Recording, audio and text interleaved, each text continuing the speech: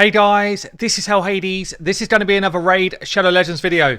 Guys, there are a few legendaries in this game, which even if you're super endgame, killing everything that's possible to kill in the game, still change your account. And I pulled one on Friday. So I pulled the legendary Septimus. Septimus is a super cool champ. Really, really cool. Basically the hardest hitting champion in the game. There's no one that cracks a boss in the face harder than this guy. He's even got time to shine up his armor. Looking pretty sweet on those kneecaps. Highlight of the uniform. Look at those glisten.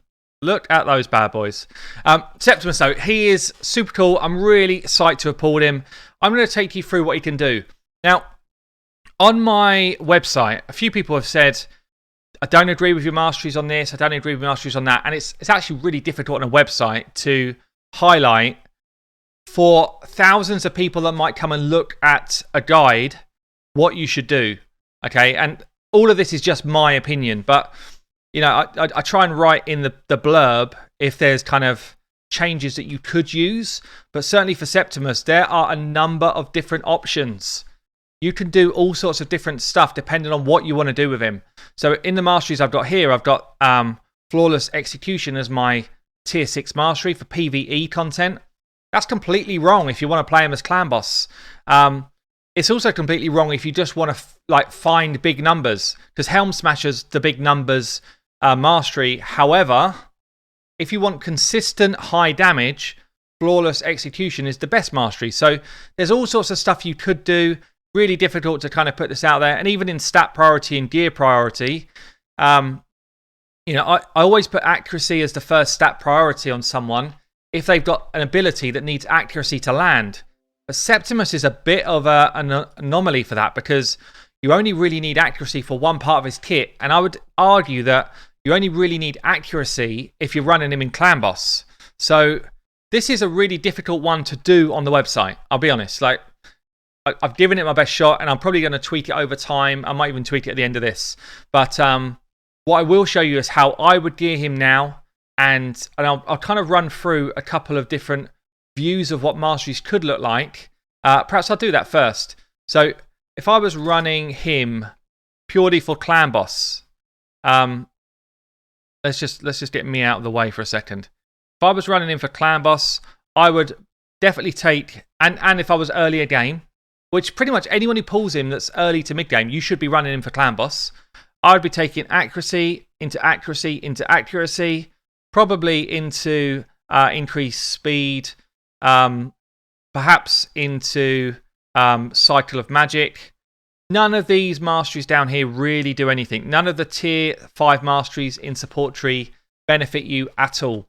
There's a mastery here, sniper, 5% chance to improve the chance of placing a debuff. That does not work for his passive.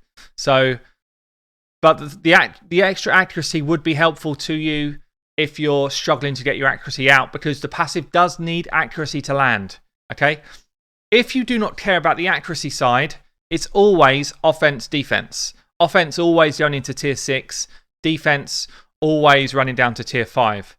And the reason for that is because the tier 5 masteries give you a bit more survivability. The defense masteries give you a bit more survivability. And then when you get to retribution down here, you get that chance to pop back and hit again. And every time you hit with this guy, you're doing big numbers. Now, if you are going to run clan boss, you'd want to come War Master. War Master would be your final mastery. So you would probably just come straight down diagonal left and then straight down into War Master. So I'm not going to build him for clan boss today, because he's not going to be in my clan boss team. I'll probably show you in him clan boss, but with the masteries I select. But this is what I'm going to go for. So crit rate into crit damage. More damage when I've got full health. It's really important. I take this one here, Whirlwind of Death. It's going to speed me up as I kill stuff, but it's not an essential mastery for him. But what it leads to, Ruthless Ambush, is a really good mastery for him. So, you know, the first time you hit, you do an 8% bigger hit. And he's all about big numbers. All about big numbers. At this stage, you've got a couple of options. Now, if you're going to be running him with a Gerp Tuck to boost damage, Stoke to Fury is a really big mastery for him. Gains 12% more damage. So I like to go Cycle of Violence, which gives me my max HP ability back faster, potentially, and then into Stoked to Fury. But you could also go Wrath of the Slain, which is a kind of nothing mastery really, but then it leads you into Bring It Down. Increases damage by 6% when attacking targets with higher max health, which is kind of anyone when you're fighting level 20 stuff. So that ability here is another nice kind of damage multiplier. So if you're not running Gerp Tuck and you don't care about Stoke to Fury, then you would go Wrath of the Slain into Bring It Down. I am running Gerp Tuck for some of this stuff, so I'm going to bring Stoke to Fury in. I like Kill Streak because it gives you more damage when you kill stuff. If you did go ahead and take Bring It Down, then Methodical is good as well. Every time you hit with an A1, your damage starts to spike up. This is definitely a good clan boss ability. And as I said, you've got kind of like a couple of options with what you finish with. So Flawless Execution, you're guaranteeing yourself 20% more damage or more crit damage in your build. So it's consistent damage. If you want the spider kill that's always consistent, this is the one. If you want spiky higher numbers, Helm Smasher is the better option. Most endgame players will run Helm Smasher. Okay? But if you want consistent Spider 20 on farm, every single time it's the same, Flawless Execution's the better one to go for. I'm going to take Helm Smasher for this video, and we'll see. Sometimes it procs, sometimes it doesn't. It's a 50-50 chance. But when it procs, you ignore defense, therefore you do more damage. We're not likely to be freezing stuff today. So we'll have this one. And then I like to take just more defense, less damage from AoE hits. Almost every boss hits you with AoE stuff. Chance to remove a debuff if they take a big hit. Delay death, which is just like every time you take a hit, you take a bit less damage. Then I would take Retribution. And if you didn't take Stoke to Fury, you could also take Deterrence here as like a Retribution hit if one of your team takes a big knock. So, let's get into his skills. Okay then, let's run through his kit. So we've got an A1, hits one enemy.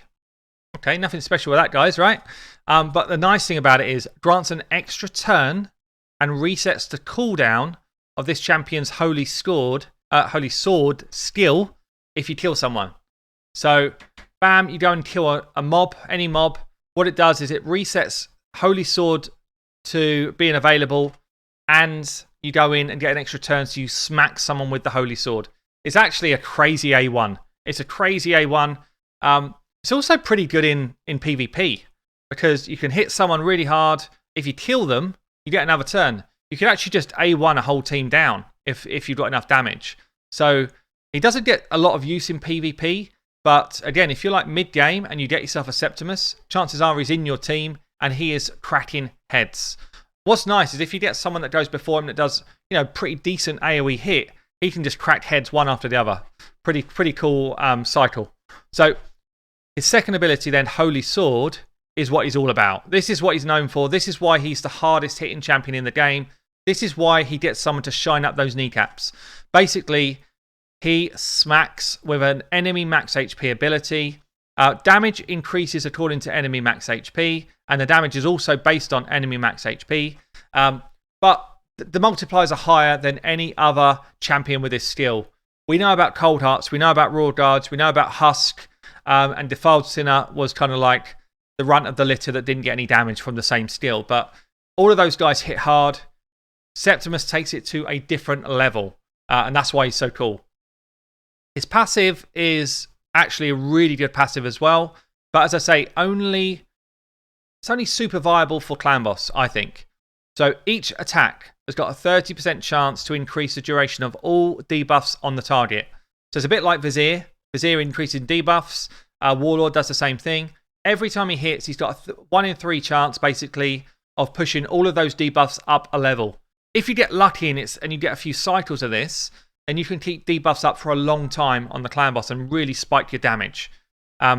Damage inflicted by each attack increases by 30% if the enemy's current HP is over 50%.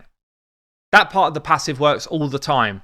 So if you think about a boss and you're trying to smack a boss as hard as possible, this part of the passive here says if the enemy's got more than half health, I'm going to hit for another 30%. Absolutely crazy.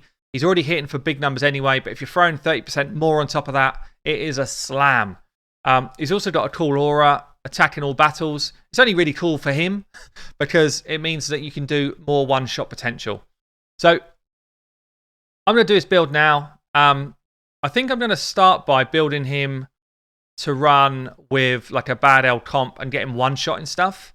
So I won't build his crit rate up to 100, which I normally would do.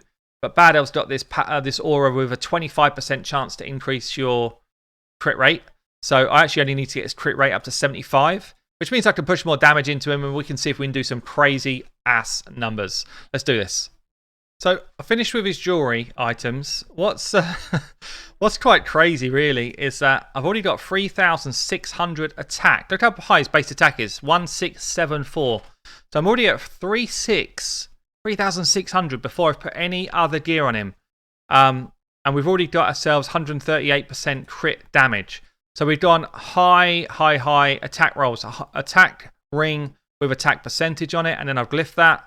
Don't know if I've got a cheeky bigger glyph, have I? Yes, go on, go big. Go big. That's what we want. So we've gone high attack, we've gone crit damage. I've actually got one of these funky pieces that has a chance to prevent his skill cooldown. Never know if we're going to use it or not, but quite an interesting one. I got a bit of attack on it as well. And then we've got an attack banner with attack percentage rolls and some speed. So pretty good base gear on him. For the main gear, we're going to try and get a Savage set. Savage is where the damage is. In terms of good sets for him, I would say the best set for him is Savage because you ignore defense, therefore you hit harder. Another great set for him is Cruel because you ignore defense and you gain attack. If you're going to use him in something like Clan Boss, you're probably going to run Lifesteal. Other good sets, Clan Boss set would be Perception. Nice because of the speed and accuracy. And you might run just like Divine Speed, Normal Speed, anything else. You might run Stalwart if you're just trying to keep him alive while still getting that damage out. That's probably the main ones. Crit damage can be good as well to get a bit more damage. Crit rate is good if you're struggling for crits. And that's about it. So I'm going to try and run Savage, maybe with Cruel together, so we get a bunch more ignore defense and see where we get to. Okay, so this is looking pretty disgusting, I've got to say. Cruel and Savage together. We've got him at 90% crit rate, so that's because we're running with Bad L. I've got him slow. He's at like 151 speed. It doesn't even matter for what we're doing today. 6,500 attack and 266 crit damage.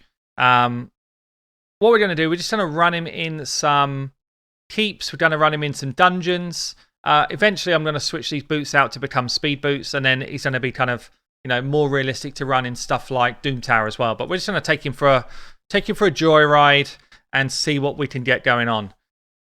So I'm just going to run the two big boys together. I've got Ethos stacked out with damage as well. He was in my kind of speed run teams for Doom Tower, so this is going to be pretty much end game running here. Ethos clearing waves, having fun. Slam, slam, slam.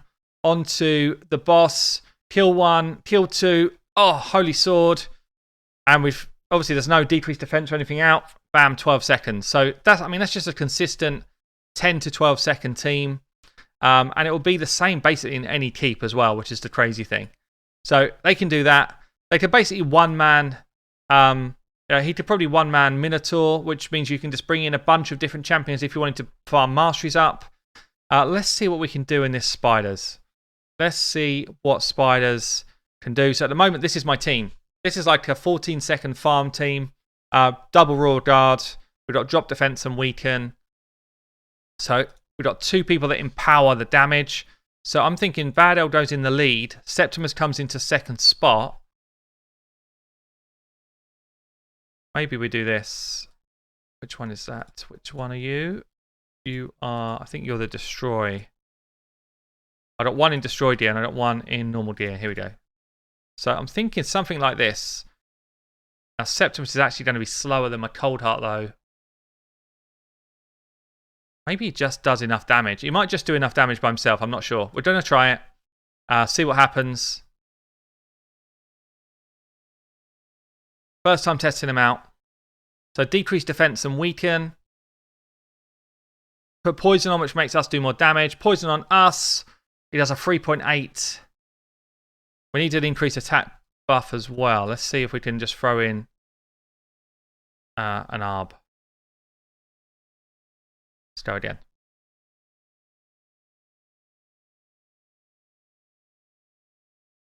What's funny is like 4.5 to 5 seconds of the time to do this kill is the animation of the spiderlings dropping. Oh, so close. 5.2. That is close. Damn. What else can we do? What else can we do?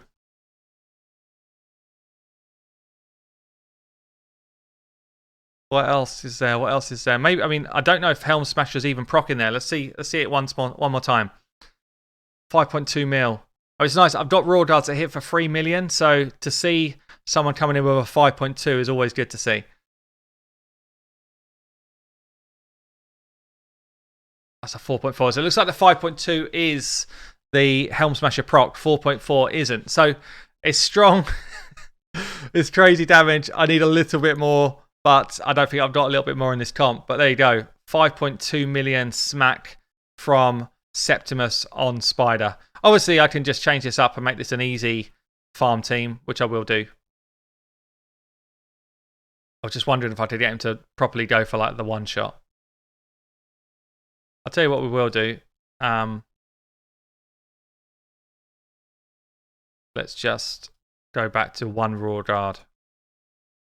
So one raw guard's going to do one AoE whirlwind. And then this is like a definite easy peasy speed comp. Because the funny thing was, with my previous comp with double raw guard, sometimes we didn't get a full speed clear. So easy 13-second clear, no problem at all. Okay, nice. Right, let's have a look at Ice Golem then. So Ice Golem's an area which I'd say it's probably one of my weakest areas to do fast. I've done it in 40 odd seconds before, but definitely that's not a consistent speed run for me. So getting it a bit faster would be cool. What I'm actually going to do is run double, decrease, defense and weaken. I've got Bad Elves a lead still, just so that we've got that extra crit rate. I'm still a little bit short on the crit rate for what I'm doing here. So you see what we do is, bam. And then the shotgun play comes in from Septimus just to finish him off. We then get a decreased defense and weaken down from Draco. Slam in there. And then bam, bam, bam. What's your name? Where are you going? Where are you coming from? And all dead. Now we just got to start to clear out the ads. Decreased defense and weaken goes out. And then, oh, he does stay alive. Good. We want that Holy Sword. Oh, Holy Sword Batman comes in and absolutely wrecks the Ice Golem. Bam, 37 seconds. New best time. That's what we got Septimus for. That's why he can absolutely come into endgame teams and wreak havoc. Because he has just got some mechanics that other champions do not have in this game. Really, really fun to play with. Really cool to see. Here he goes. We actually Holy Sworded that one. Down they go then. Onto the boss again. We're going to try it one more time. Is this a consistent team? Is it a consistent run? Oh, he's just doing it again. Just need that Holy Sword. Oh, that's 1.3 mil. Up they stay. He's going to get a counter attack. And it's about the same time again. Nice. Looks like it's a consistent run. So that's where he's absolutely top draw, top tier, slamming his way through these different waves, slamming his way through content. Spider, Ice Golem done. Let's have a look at Fire Knights. So I actually run already a pretty nutty team, to be honest. Let's put him in here. So I've got 2 turn meter decreases. I've got a decreased defense and weaken. I've got AoE for waves, and then we're going to bring Septimus in. Again, this might just be better than having the Cold Heart there because of the damage output. But the Cold Hearts do have the 4-hitter on their A1, which is why they're so great on this boss. But again, just, oh, Who's next? Yes, please. And again. Let's go. Oh, that's so nice to see. So good to see. The shotgun. Oh, it's brilliant. So then we're just relying on quick wave clear. Decrease that defense. There he goes again. Oh, yes. All of them going down. And we're on to the boss in 30 odd seconds, which is not bad. I don't think this is going to be like record timing or anything for me, but I don't think it's going to be bad either. 4-hitter there is going to help us. He's just used Holy Sword into the shield, which is a bit dumb. And we just used our decreased defense and weaken into the shield as well. So we've got a few turns before we get back his big hits. You saw his passive just proc there as well, actually. So his passive would have... Oh, that's actually nice. His passive just increases debuffs when it goes off. Is he going to get it? Yes, he is. Oh, it's at 800k. And bam, 1 minute and 5. So, I mean, my best time ever is 54. We'll go for one more run of that.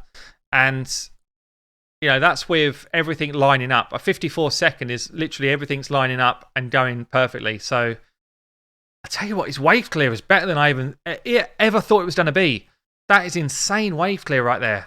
That shotgun move. It's brilliant, actually.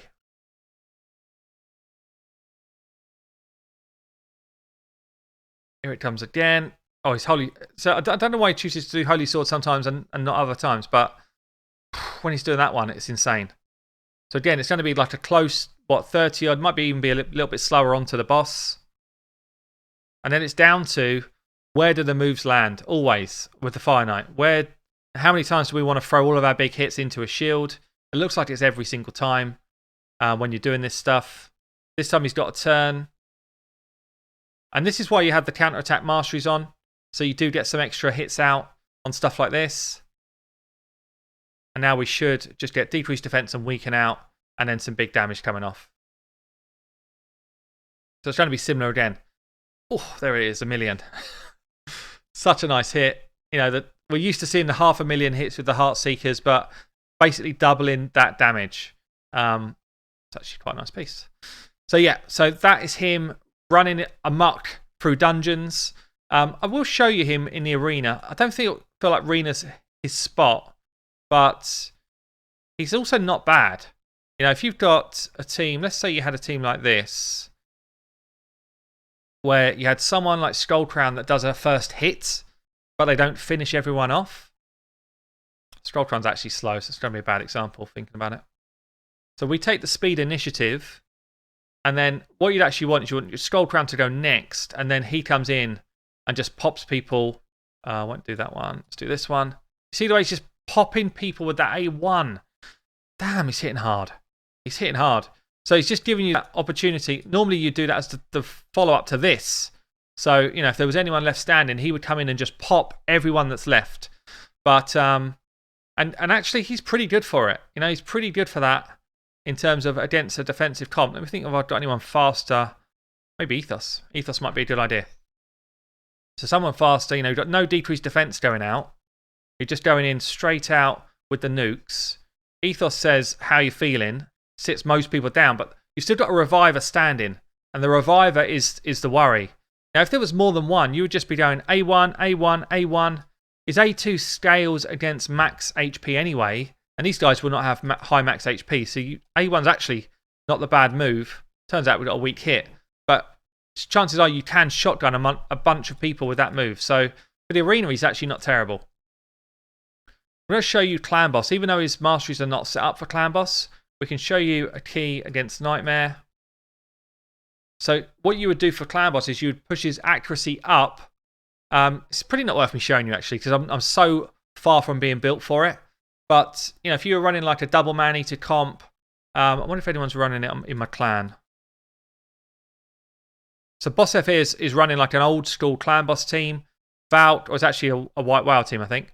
Valk, Sifi, Arbiter. So you've got 2 speed boosters. You've got Draco for decreased defense and weaken and poison. You've actually got no decreased attack champion here, which is interesting. But he still does 41 million because, and I would bet money that Septimus is doing a massive chunk of that damage. You can get Septimus slaying him with big numbers. And he can also extend the debuffs that your Draco is putting out. So it's actually, for Clan Boss, he's very, very useful.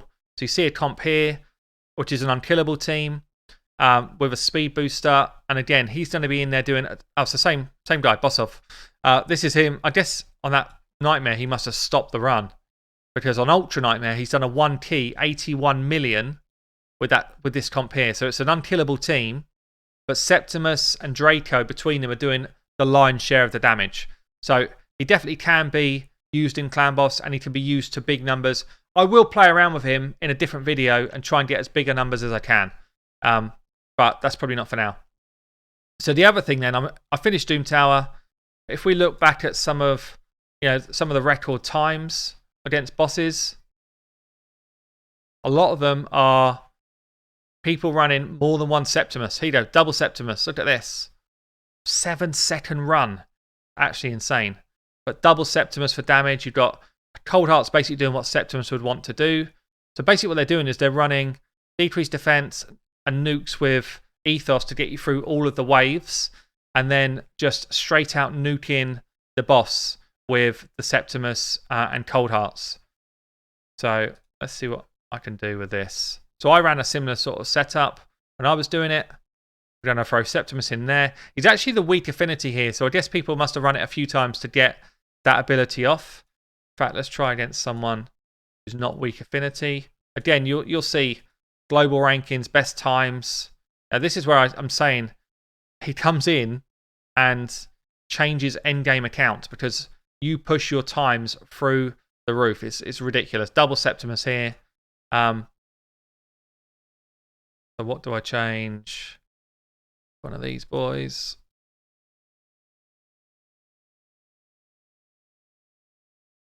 Probably I do something like this.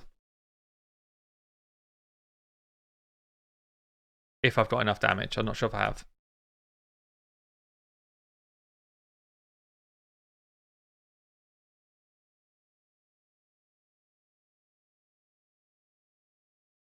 Basically, you'd want Ethos doing a lot of the lion's share of the damage here on the waves.